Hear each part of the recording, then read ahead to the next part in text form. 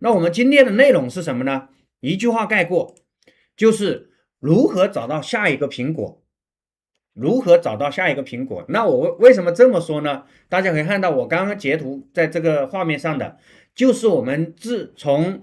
6月12号左右，6月10号左右啊，应该我们最开始做的时候应该是6月8号开始做空苹果，然后呢，这个是截止到昨天我们苹果的一个收益啊，但是虽然回撤了一点啊，最高的时候苹果的收益是达到了5万美金，我们总共使用的资金量呢，也就是4、5万块钱啊，4、5万美金，就差不多翻倍了一个翻倍的一个情况啊。这个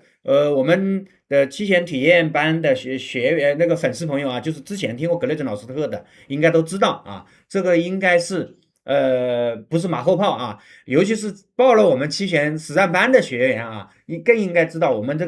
个苹果的这个策略是自始至终，因为过程中我们可以把苹果的这个标的调出来啊。为什么这个标的我们在上周五讲了，然后今天再给大家再带一遍呢？因为这种策略，我觉得才是格雷泽老师想给大家分享的期权策略。为什么呢？格雷泽老师的体验课是什么？它是一套完整的，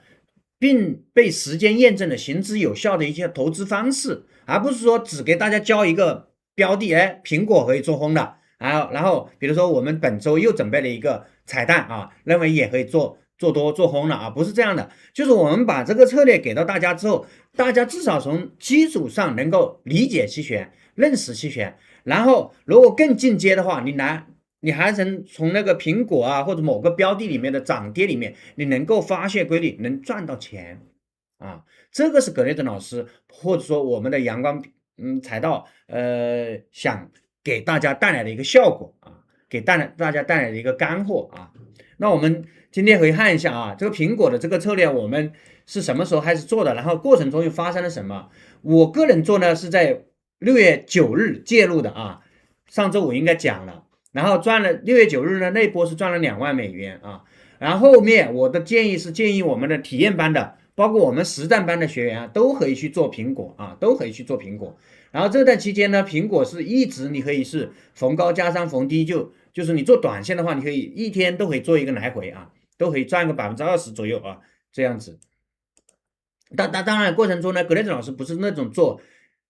超短线的，就是我一直持仓到大概是上周四收盘，我可能就把大部分的持仓给清仓了，然后现在各留了一张，而且这一张呢，我个人认为苹果的这个策略还没有结束，还可以继续持有啊。所以这个苹果的这个策略给大家可以看一下我们的这个体验班当时给大家的一个策略，以及我们的实战班给大家的一个策略是什么样的一个区别啊？那体验班我们是从6月12日，大家可以看一下啊，这个是我在6月12日啊做的一个笔记。可以看到，我们当时是从小白到高手嘛，期权体验班的课，对吧？期权体验班，我们6月12日给的2个标的，一个是苹果的逢高做空，然后一个呢是 QQQ 的逢高做空 ，QQQ 的逢高做空呢也成功了啊，而且收益也还不错啊。但是呢，我们今天主要讲苹果的逢高做空，当时是怎么个取得的，然后从当时的一个心路历程以及操作，赚了钱应该怎么应对，亏了钱应该怎么应对。到底，然后止盈是怎么样止损是怎么样止损啊？我们可以看到啊，当时苹果呢，我们的这个仓位大家可以看一下，仓位是5%到10%的资金，然后止损呢是涨破305止损，跌到280左右止盈啊。这个然后选择的合约是这样的啊。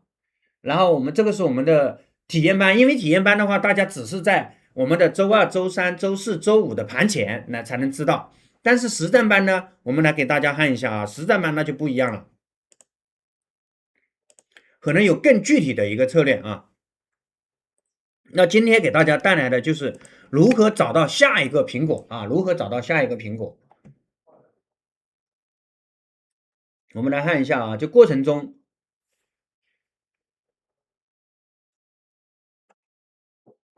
大家可以看一下，我们在6月24日，这是6月24日啊的这个应该是周三啊，上周三，6月24日是上周三哈。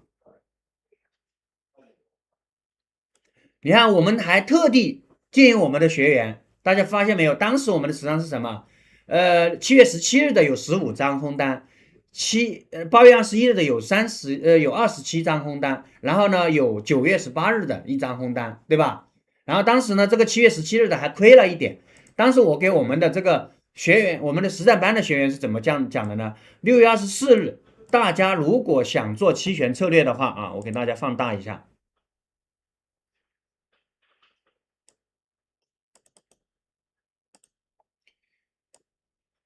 推荐可以逢高做空苹果，可以选择7月17日、8月21日、9月18日的这个行权价310的 put， 股价突破，就止损价还是一样的，止盈价也是，但是止盈价呢提升了一点，之前的止损价在体验班是止盈价是280，我们这里是跌到285左右就开始逐步止盈，对吧？然后呢，我们还就说了一个，就是我们目前可以说是前往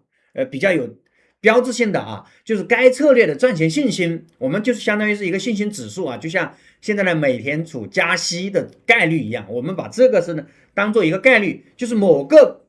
策略赚钱的概率如果达到90%以上的话，那就说明格雷兹老师认为这个是大概率会发生的。如果是在60%以下的话，有可能这个还会摇摆不定，或者说赚钱的概率没那么高啊。